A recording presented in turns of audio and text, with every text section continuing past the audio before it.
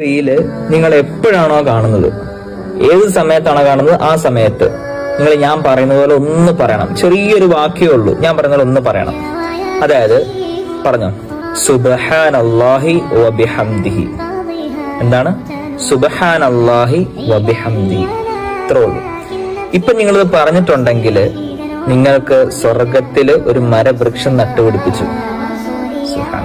എന്തല്ല പ്രതിഫലം? ഒരു സുബ്ഹാനല്ലാഹി വബിഹംദിയുടെ പ്രതിഫലമാണിത്. ഒരു സ്വർഗത്തില് ഒരു മരവൃക്ഷം നട്ടുപിടിപ്പിച്ചു. ഇനി നിങ്ങൾ ചെയ്യേണ്ടത് എന്താന്ന് വെച്ചാല് ഈ റീല് മറ്റൊരാളിലേക്ക് എത്തിച്ചു കൊടുക്കുക. അടുത്ത നന്മയ്ക്കുള്ള വഴി പറയുന്ന ഈ റീല് മറ്റൊരാളിലേക്ക് എത്തിച്ചു കൊടുക്കുക. അവൻ ചിലപ്പോ നമ്മൾ ഒരു സുബ്ഹാനല്ലാഹി വബിഹംദിയെ ചൊല്ലിയെങ്കിൽ അവൻ ചിലപ്പോ 10 എണ്ണം ചൊല്ലും. അപ്പൊ അവൻ ചെയ്തതിന്റെ പ്രതിഫലം, ആ 10 എണ്ണം ചൊല്ലിയുള്ള പ്രതിഫലം ആർക്ക് കിട്ടും? അയച്ചു കൊടുത്ത് നമുക്ക് കിട്ടും.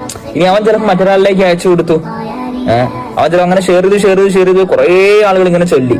അപ്പൊ ഇതിന്റെ എല്ലാം പ്രതിഫലം ആർക്ക് വരും?